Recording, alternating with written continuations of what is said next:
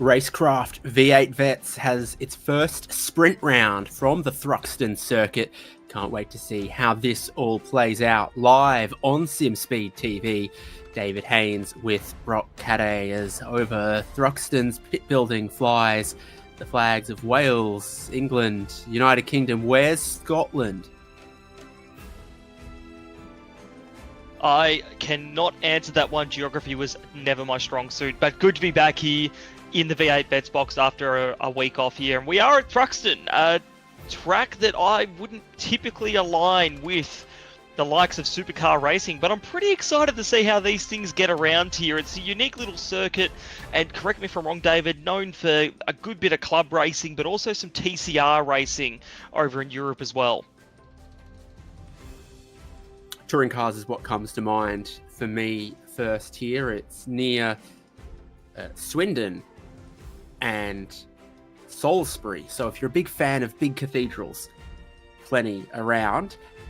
It's a unique and interesting layout. So many long corners around this former airfield that still has one runway, but it's the sort of braking zone at turn 3 and at that club chicane right at the end of the lap that generates the most intrigue.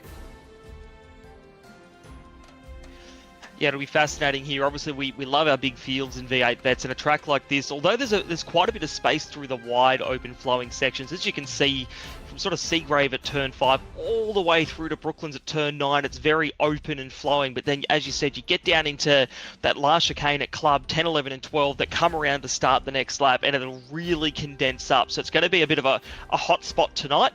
And as you said as well, turn 3, again, very tight, almost 90-degree turn is going to create a bit of drama, I think, here with these, as we always say, overpowered and undergripped V8 supercars.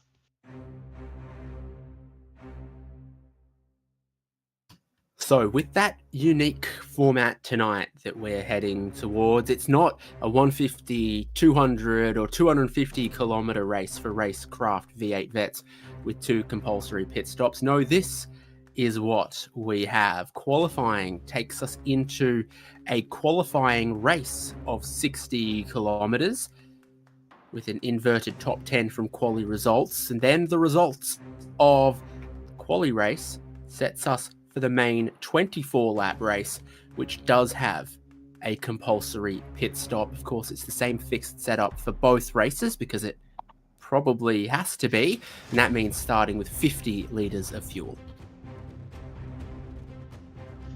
Yeah, with a refuel capacity for that second race of 85% or 113.1 litres. So very different format tonight to what we're used to in this sprint round here at Thruxton. So really, it's going to be really interesting to see how the guys approach this. Race 1, with its 16 laps, is not a short amount of distance, and you're going to have to be really careful here because one mistake is going to ruin your qualifying. Not to mention with that inverted top 10, that's going to create all sorts of havoc for the guys that usually expect to be at the top. They're going to be a bit deeper in the packs. They're going to be more careful about how they go about their race, just keeping in mind that all the points, all the good stuff to win is going to be in race 2 tonight, that 24 lapper or about 91 kilometers here at Thruxton. So as you said, David, then our usual rules kind of come into effect there. You've got you complete your 75% of the race there, your 1 compulsory pit stop. So that'll be where we really see the winners get made. So it's going to be a really interesting format, and I think it's going to be a different mindset to bring into this one to get to the end of the night with a good result in hand. Many ways that this could play out differently to a normal round for us all to keep our eyes on.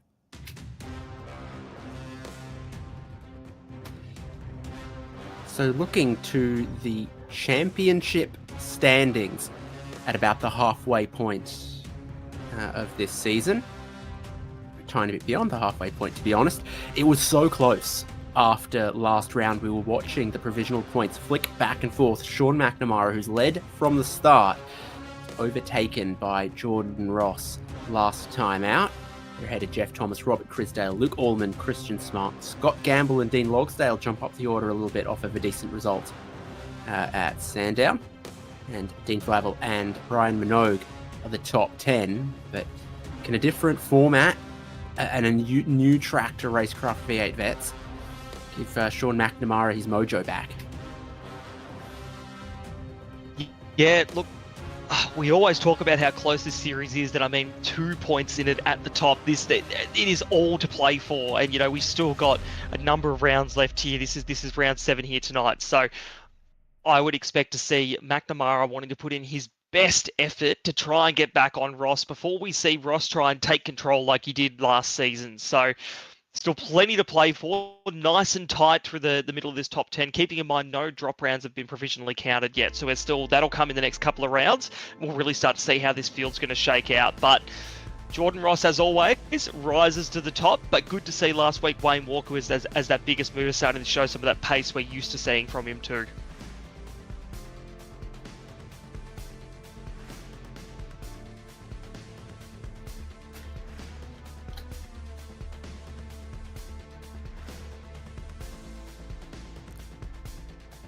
So let's take a look at who's joining us from the Zoom wall tonight.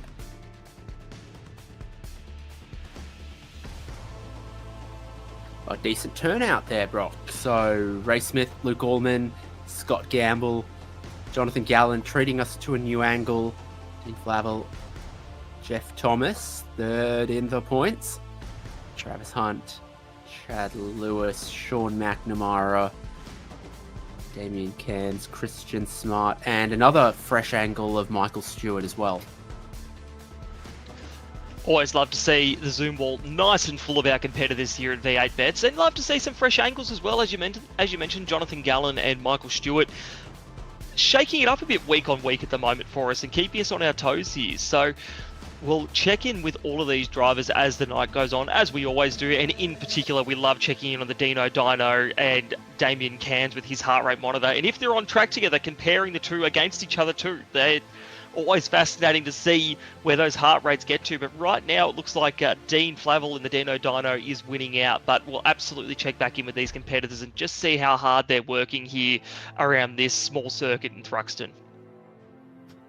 Brock, comparison is the thief of joy.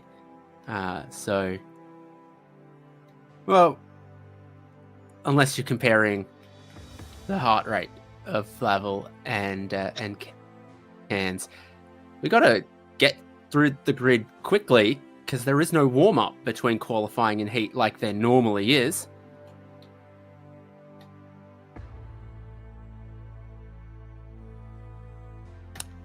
So let's take a quick look after qualifying.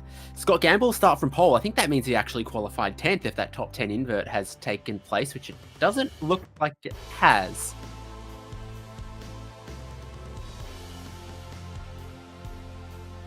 So Justin McLean, in fact, will start from pole position ahead of Mark Poynton. This is the grid, not the result of qualifying. Subtle difference. Wayne Walker then from third and Jeff Thomas in fourth. Jordan Ross in fifth with Scott Mackay in sixth. Logan Barnett in seventh and Sean McNamara starts from eighth. Then that top 10 invert on the grid completed by Chad Lewis and Scott Gamble. Then we've got Dean Logsdale out of 11th and Wayne Sanderson out of 12th. Dan Hall 13th and Brian Minogue in 14th. Michael Stewart 15th and Damien Cairns 16th. Stephen Kennedy in 17th, David Nash 18th. And rounding out our top 20 is Travis Hunt in 19th and Ray Smith in 20th. Christian Smart starts from 21st, Andrew Rushworth in 22nd, Matt Brunt in 23rd, Sean Vandermeulen on the grid in 24th, Lorne McKee and Greg Sharp there, 25th and 26th. And then Dean Flavel's in 27th, Luke Allman in 28th. Ladder 29th, Brad Doble 30th. Just a couple more cars here. It's Robert Crisdale, Darren Goosey, Jamie McKnight and John Gallen. And someone's missing from 35th, but John Latham's in 36th.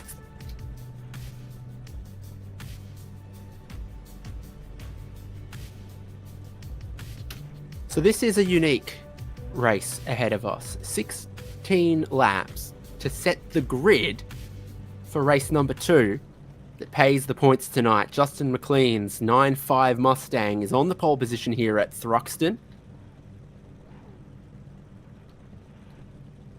16 laps are about to get underway.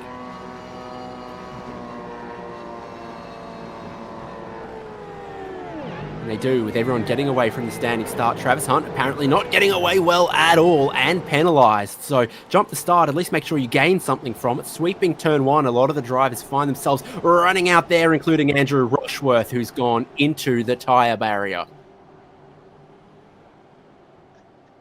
Yeah, it looks like a couple of people got caught out there, and Rushworth on the outside has managed to get in the grass and out into the tyre barrier there. Very unfortunate with what is a qualifying race here, and we've even got a few more people having spins, but the one guy who's managed to get out of this cleanly is Justin McLean, funnily enough. He's out front, has a nice little gap there, gotten away from all this with a perfect start, and is already gapping the field just a little bit. Although we'll have the eyes in the mirror with with Wayne Walker just behind, looking to try and put himself in a strong position to back up last week's great result.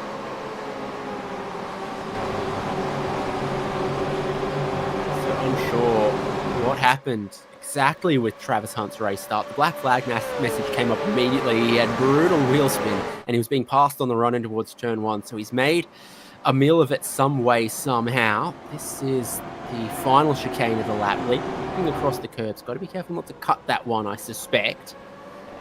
First lap's in the books. Advantage, Justin McLean. Jordan Ross, not a good getaway for him. Wayne Walker in second at the moment. Those other drivers you'd be looking at, can they move forward on the race to be forward on the grid for the next race? Sean McNamara just up the 1 spot.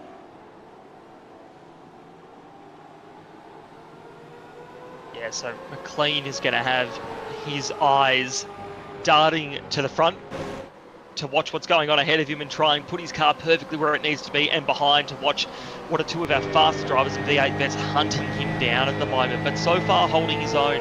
It's a short lap around here, so 16 laps is going to go by pretty quickly, but I'm sure for McLean every corner is painful to go through with the amount of pressure that's already being put on him here. A little bit wide on entry there, but managing to maintain that speed as we come around now to just about complete this second lap here. Wayne Walker's just having a little look here. McLean's going to hold the inside line.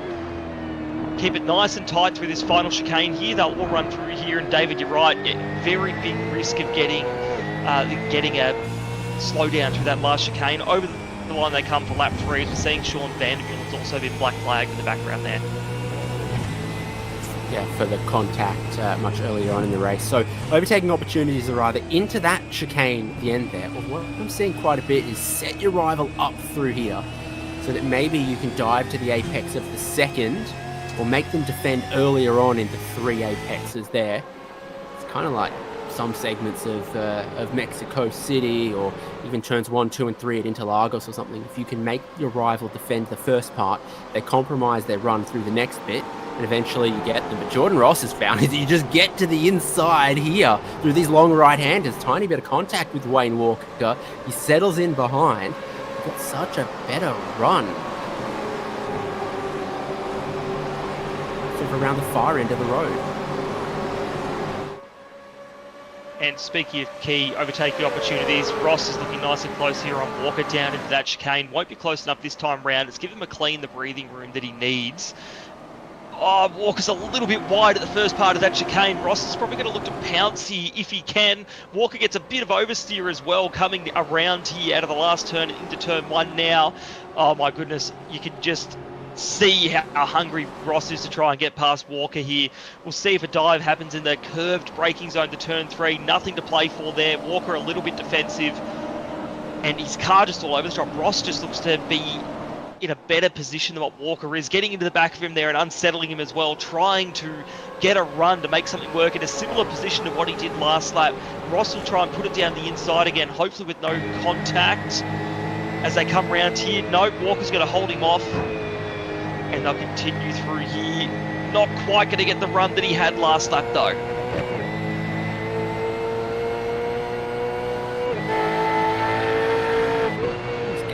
little lost in where we are. Wide again from Walker. He's making some little mistakes because he really is feeling the pressure. Once there was that little moment versus Jordan Ross, just chipping away at him. Down the inside for second place here, not without a tiny bit more rubbing contact. Looks like Jordan Ross has got this place all worked out, but now he has a bit of a snap coming off the final corner. It's good to be Justin McLean.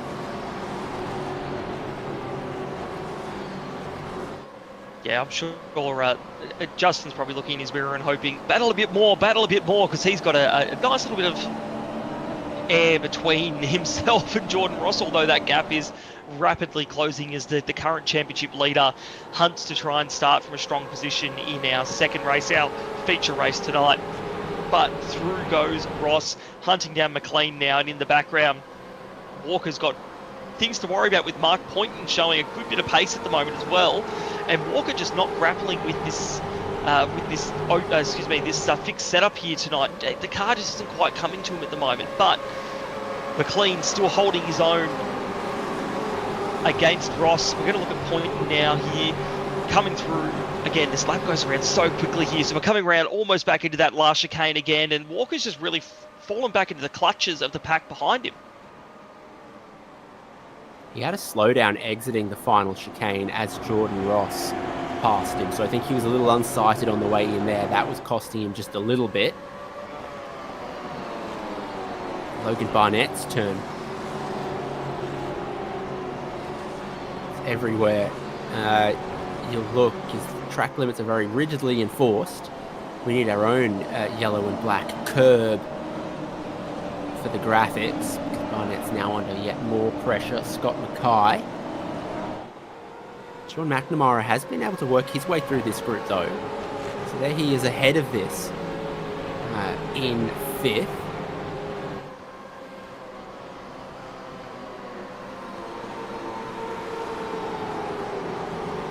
And he'll be looking to work his way further up this group after that reverse top 10, and with some of the battling going on up ahead of him, it's going to be really beneficial to drag him in. So we'll go on board with Sean, who maybe we should encourage him, like some of the other guys on the Zoom order, switch up the camera view a little bit, keep us on our toes, but he's looking ahead at this battle for the lead at the moment, watching, probably hoping there's a little bit of contact or something that's going to throw him a bone and help him get up as Ross gets down the inside, sliding through there, coming around to complete lap 6. Wayne Walker's going to have a look down the inside of McLean. They're all slipping, sliding, locking brakes, trying to get the things pulled up and then going again, but that means Jordan Ross is through to the lead of this first qual race. I don't think the steering wheel's ever completely straight around here. Right into the wall. So a lot happening in many places throughout the field. Passing is tough, requires getting your elbows out a little bit. You race so closely together. And then, trying to skate around the outside. Shad Lewis. It's not the place to be. Well, the track finally has to go back left eventually. He slots ahead, or remains ahead of Logsdale.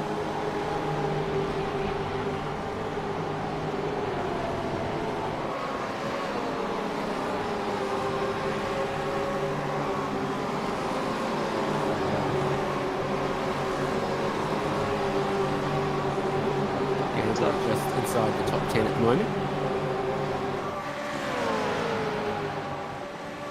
I expect to see Gamble make a bit more movement, keeping in mind he qualified on pole in the qualifying session, but was in 10th thanks to the reverse grid, but he actually hasn't made any ground. He is still in 10th, so we've just seen Logan Barnett come in with a black flag as well there. Didn't serve a slowdown, thanks David, so that is very unfortunate. It's going to make the second half of his night extremely difficult. But as we look at this battle here, on board with Scott Gamble as well, I'm sure he would have wanted to make a little bit more progress as well through the field at this point in time. It's going to make his second half of the night also difficult too. Is that steering wheel ever straight? Lewis has been off the road. That's just ahead of us, or was. Lewis comes back on the road in 12th place. Scott Gamble, another one for free.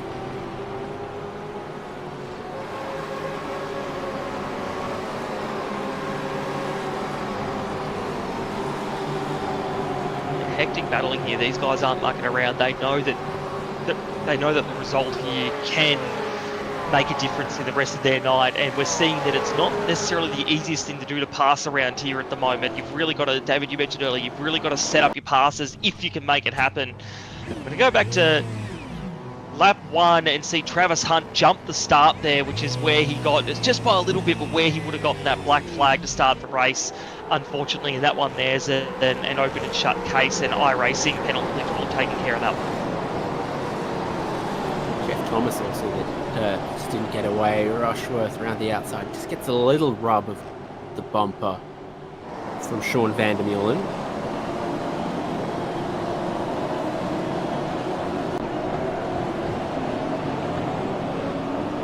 Ryan Minogue also gets in deep, snaps around. That was towards the end of lap 1, but oh so costly, as you can see, positions-wise.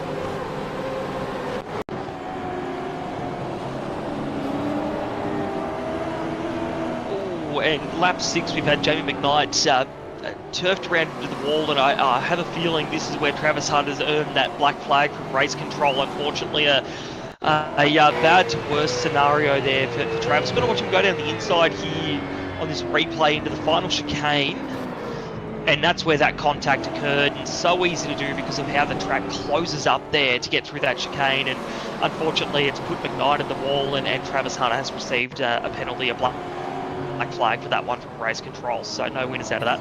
It's happened multiple times. Just park yourself there with a camera view for 16 laps at the final chicane. Everyone thinks that's the place to try to make an overtake. And interesting results as well, based on how the track limits are enforced. Wayne Walker in second place has got a furled black flag at the moment. And he's no longer in second place, and he's no longer got a furled black flag, so that deals with that.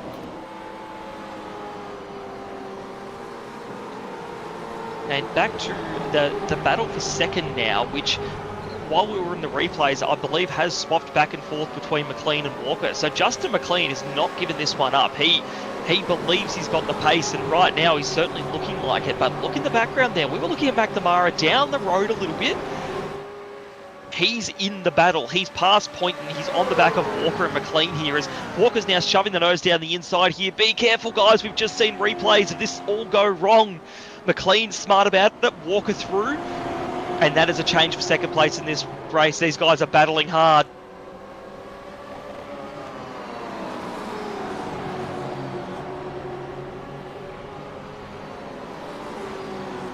So that's 10 laps completed with 6 more to go, the first of 2 races of the evening.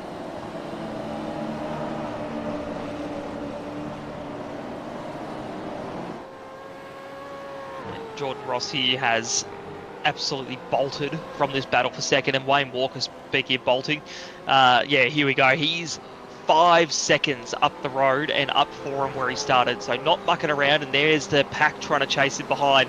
Wayne Walker, I'm sure, would have loved another opportunity to have a go at him, but he has got a lot of ground to cover with just a few laps left in this one. And in the background there, McLean has got it all to worry about behind him. We're going to go on board here with Scott Mackay, who hasn't moved up from his starting position, but my goodness, is probably hoping to make up a spot or 2 as he's looking at this battle pack. Got Mark pointing directly in his crosshairs here, but he can see this battling up ahead for second place, and all it's going to take is a bit of contact or a slide to really put him in the running here, as up ahead we see McNamara slot into third, so he's gotten past McLean now as well.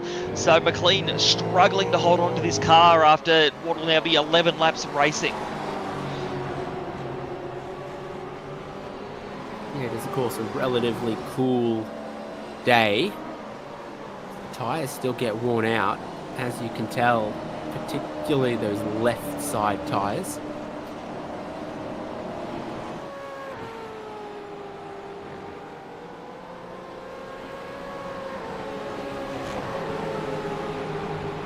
McNamara up into third in this group. Dean Logsdale leads another little group at 7th, so he just pulls a little bit further ahead. Chad Lewis is trying to come back through the field, so remember he dropped from sort of 8th down to 12th, now he's back up into 11th ahead of Stephen Kennedy, but this is an interesting group of drivers here. Wayne Sanderson and Christian Smart in the middle. Dan Hall, I think, had a problem exiting the final chicane a number of laps ago.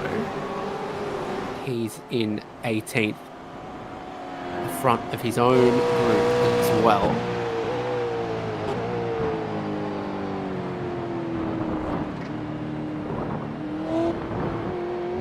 It's interesting how we're seeing these almost as little drafting groups develop, and as we mentioned earlier, not easy to make a pass happen around here. We're going to go on board with Chad Lewis now, looking from the back of his car towards Stephen Kennedy, Wayne Sanderson, Christian Smart, and Ray Smith behind him as he tries to hold on to 11th spot here.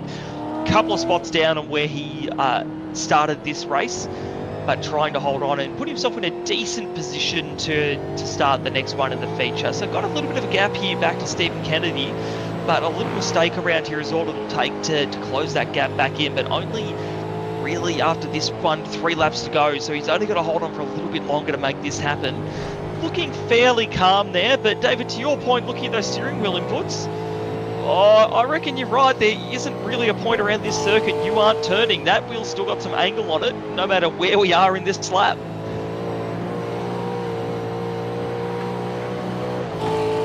Now, we saw a replay earlier with Michael Stewart, and that might be the reason he's got a black flag just now, or it could be different.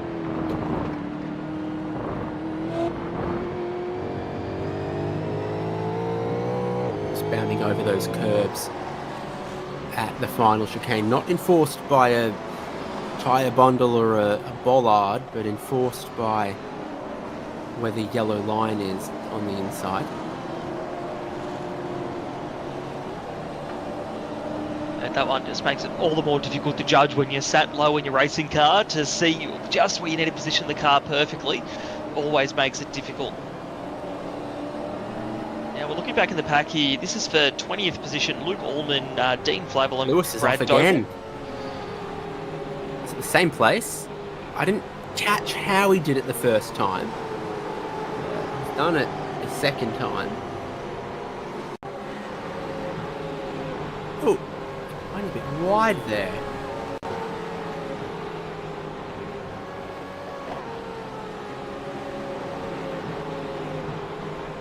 Good catch though to stop that car from going around and keeping it straight. That could have been disastrous there, but unfortunately disastrous for other drivers. For Chad Lewis, that one is pretty disastrous. We'll just sing his praises about where he's at and how he's doing, and unfortunately he's now dropped back to 18th by the looks of it.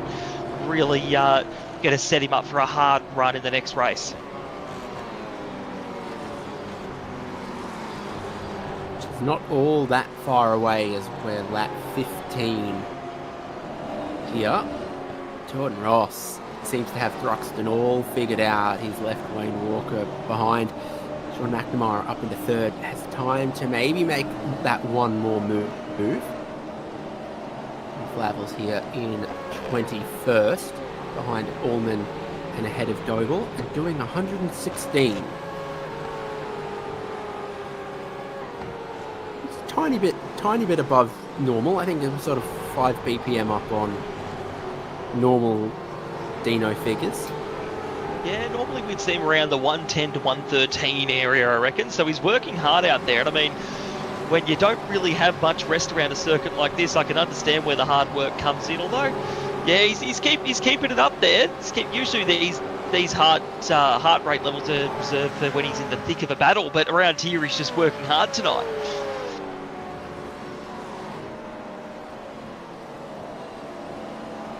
So the pole sitter, Justin McLean, fourth ahead of Poynton in fifth. Scott Mackay perhaps thinks he can still get another spot or two. It's this right-hander here on the exit where you've got to respect the track limits, and these guys all give it way more space than Chad Lewis did. Jordan Ross is halfway around his final lap, and it's been very productive for him to go from fifth to up front, which means he's going to start, dare I call it, the feature race from pole. So it would have been his goal, and it looks like it's on its way to being achieved. Yep, that's it. A good race for our top three in general, all making up positions here as Jordan Ross comes to cross the line. 16 quick laps. Lap time's hardly over a minute. Jordan Ross completes them at Thruxton to win the qualifying race to get pole for the second race of the evening. Some coming over the line here. McLean just holds on from Poynton and Mackay. Logsdale back there as well. Gamble in 8th. Cairns and Nash. I note that Dan Hall has switched to a Camaro from a Mustang.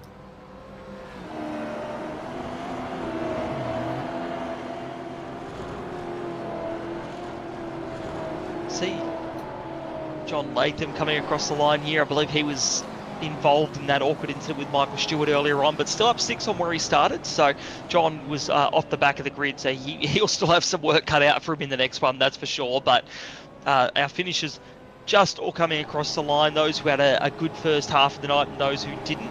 Kenneth Ladder up 13, our biggest mover of this qualifying race, so he's really benefited himself, and we would usually expect to see Ken Ladder up even a little bit higher than where he is there. So I reckon there'll be some stories to tell, and certainly some people looking to make some ground in the next race. Yes, so Jordan Ross wins the qualifying race from Wayne Walker. Sean McNamara also moving up to that 3rd place. McLean benefiting well from that top 10 invert and then holding on to get 4th. Pointing in 5th, Mackay 6th, Dean Logsdale 7th, Scott Gamble 8th, Damien Cairns 9th, and David Nash 10th. We're going to go through all of this now and then redo it as the grid, or do it as the grid ahead of race 2?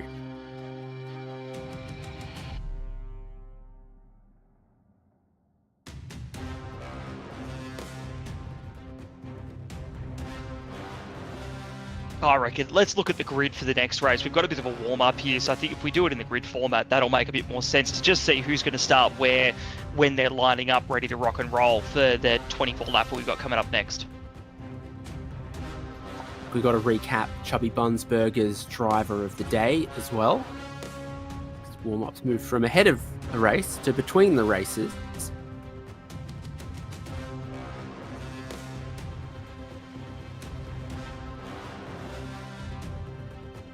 Was Robert Oh yeah, Kirby.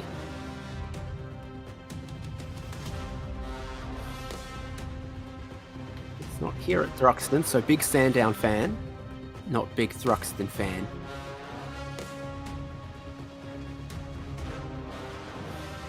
Which is interesting. I would have thought if you're a Sandown fan, you'd be a Thruxton fan as well, because they're all a little bit it's a bit patchwork here at Thruxton, much like Sandown, but that's all right. We do also have real life commitments along the way. But well done to David Kirby on his driver of the day last week. He's been someone that we often see and keep an eye on throughout each round. So well done, and we'll be looking for our next M1 Used Cars driver of the day come the end of this next race as well. If you can name 2 British tracks that are also built around the outside of a horse racing course, I'll give you 1 point. I'm afraid I'm going to finish on 0 points because I can't name either of them. Goodwood, Aintree, and I also would have accepted Brooklands, I think. I'm ashamed to say Aintree and Brooklands I haven't heard of before. Goodwood I absolutely have, but your track knowledge is superior to mine in that part of the world, Mr. Haynes. Would not have accepted Pukekohe. Yeah, just if we were talking the Asia Pacific region, maybe, but I think in the English and British sphere, maybe a little far removed.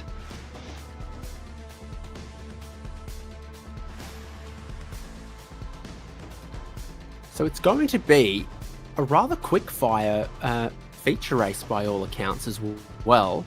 It's only just over 90 kilometres at 24 laps. The average speed is obviously high around Thruxton as well. Like we say, they never stop turning, but they only really brake in about 2 points. So the average speed's high. Lap time's just over a minute. It is in that way very Sandown-ish. And I wonder exactly how everyone thinks they're going to play their pit strategy then, with just the one compulsory pit stop in a rather broad window.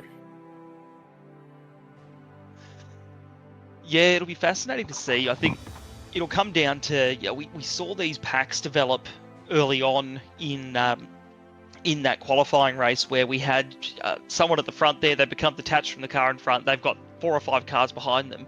If you're that 4th or 5th car in that little battle pack you've got going, is there some logic in pitting a bit earlier, topping up if you can, getting some tyres on the thing, and just trying to do a bit of an undercut there, see what you can get out of the car. Now I can't say the time. I haven't seen too much of the timing and whether it's the undercut will be really beneficial. But if there are people battling out on track, it might be worth that undercut. But I think with such a wide pit window, as you mentioned, David, we're going to see a variety of strategies. And it wouldn't surprise me if we see Jordan Ross just go as long as he can, provided there isn't a safety car, because that's usually his strategy anyway. So I'd be curious to see how these guys attack a really short, quick race here at Thruxton. Did you have a bunk bed as a kid? Much to my disappointment, no, I didn't. I did have a race car bed, though, when I was younger. All right, it's going to be triple bunk beds in the Navy here, because I've just seen there are only 13 pit stalls at Thruxton. Not only are you going to have to share, the person you're sharing with is going to have to share with another person. I think pit stall number 1 is going to have 4 cars in it. Jordan Ross, after his success in race 1, will start race 2 from pole position. Wayne Walker alongside him. Sean McNamara, once that championship leader, now 2 points adrift, starts in 3rd place alongside Justin McLean. Mark Poynton and Scott Mackay on the next row. Dean Logsdale in 7th from Scott Gamble in 8th. Damien Cairns and David Nash are the top 10. Stephen Kennedy and Wayne Sanderson in 11th and 12th. Christian Smart and Ray Smith 13th and 14th. This was part of that pack we were watching. And then Jeff Thomas from 15th. And Ken Latta from 16th. Dan Hall from 17th alongside his teammate Chad Lewis. Lorne McKeon 19th and Luke Allman 20th. We'll go for Dean Flavel in 21st and Brad Doble in 22nd. Robert Crisdale in 23rd and Greg Sharp out of 24th. John Gallen 25th and Andrew Rushworth 26th after that unfortunate incident for him. Brian Minogue 27th and Darren Goosey 28th. John Latham 29th and Matt Brunt in 30th. And we'll round out our last few guys here. Travis Hunt, 31st, and Michael Stewart, 32nd, after a couple of penalties, an unfortunate finish for them in the qualifying race. Jamie McKnight, 33rd, and Logan Barnett, 34th. And rounding out our grid here will be Sean Vandermeulen out of 35th. So 35 cars yet again taking on Thruxton, but this time for 24 laps and 90 kilometres with one compulsory pit stop in between them and the end of tonight's racing.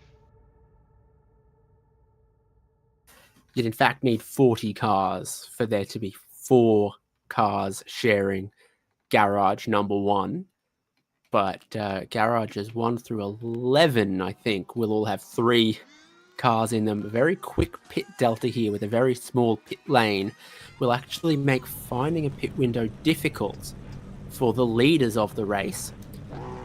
But a short lap could mean that they end up in traffic very quickly if the midfield or tail of the field take their pit stops early. All things for Jordan Ross to consider as he starts from pole position. Barney is watching him super carefully with 24 laps ahead of us. He gets away cleanly for the second time of asking in RaceKraft V8 Vets at Thruxton Circuit. Not bad for Wayne Walker at all. McNamara does all right for himself off of 3rd. See Mark Porton already trying to challenge Justin McLean. Some predictable contact in the midfield. And that is nose first, gently into the wall for John Latham. Yeah, unfortunate one there for Latham. It's just the night that keeps on giving to him at the moment. He's had not a great qualifying race, and now unfortunately his main race has gone off to a bad start. But we're going to go back to the front of the pack here, because you mentioned it, David. McNamara got a decent start there, and Walker's looking a bit vulnerable, a bit like he was at the start of the qualifying race. So McNamara's going to look to make a move early here to see if he can chase down his championship rival in Jordan Ross. You want to get that done quickly. We're looking at Scott Mackay now, back at the top 10, who's lost 4 positions off the start of the race, unfortunately. So really not what he would have wanted, and looking to try and make some positions back here. David Nash and Damien Cairns ahead of him. Yeah, might have been just placed incorrectly. First time through the chicane, leaping across the curb. See the yellow painted lines? Those are the ones you've got to try to respect as best you can. Difficult when you're racing wheel to wheel and you're sumo wrestling in the ring, trying to stay within the rope. Opening lap for Jordan Ross. And then here's Logan Barnett trying to get to the inside of Greg Sharp. Sharp won't quite give it up. Logan Barnett passed.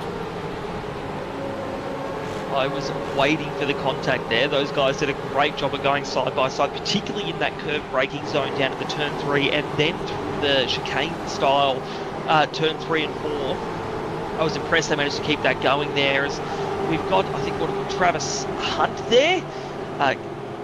Jeff Thomas, on the outside, who has lost 11 positions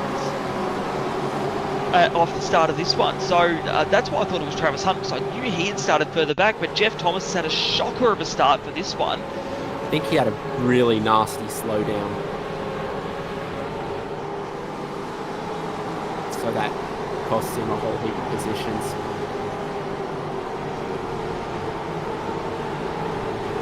There's more dramas at the final chicane right now. Logan Barnett and Jeff Thomas head to the pit lane. Scott Mackay has some huge problems. He was backwards in the middle of it from 10th place. That's how much it's cost him.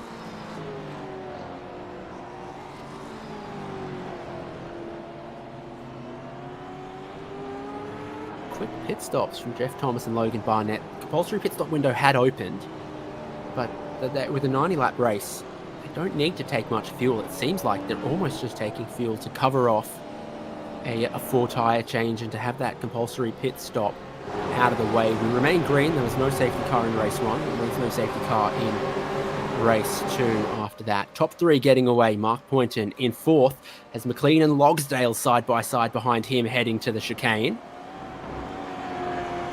Logsdale sneaks down the inside and into 4th. What a move from Logsdale there. He got the 2-for-1 deal. That was impressive. Poynton's going to look down the inside here into turn 1 and see if he can make something work. He's going to keep his nose in it. Logsdale give him the racing room here. If Poynton can keep it alongside, he can't. That is an impressive move by Logsdale there. Now up into 4th position. So well done. Really took advantage of the draft there and threw it down the inside of a couple of cars, and now can try and drive his way up the circuit to see if he can be in podium contention tonight, and hopefully put these guys behind him further away in his rearview mirror. Yeah, up the road, the pressure will be on Wayne Walker. Sean McNamara needs every point that he can get between now and the end of the championship. So he's just a couple of tenths behind Wayne Walker. This is the fastest part of the racetrack coming up, just before they break into the chicane. So Jordan Ross will on board just passes 260 k's an hour, 265 before he starts braking. Not shabby at all. Live standings would see Jordan Ross extend his championship lead as it sits at the moment.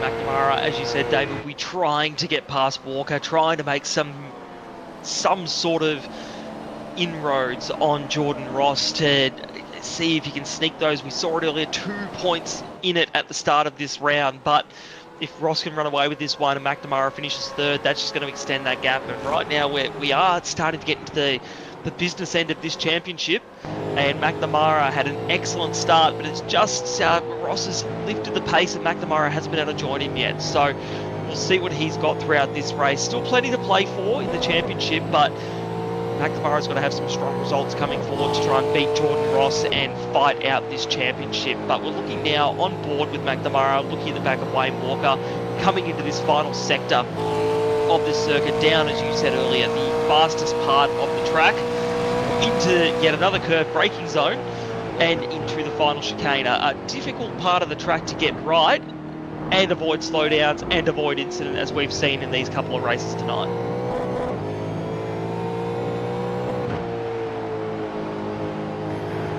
Fast sweeping turn 1, and you need to reposition yourself into the left hand, because then immediately you're braking. You've got sort of the 3 apexes of a chicane here. I'm thinking about his exit. Sanderson ahead of Kennedy for the top 10.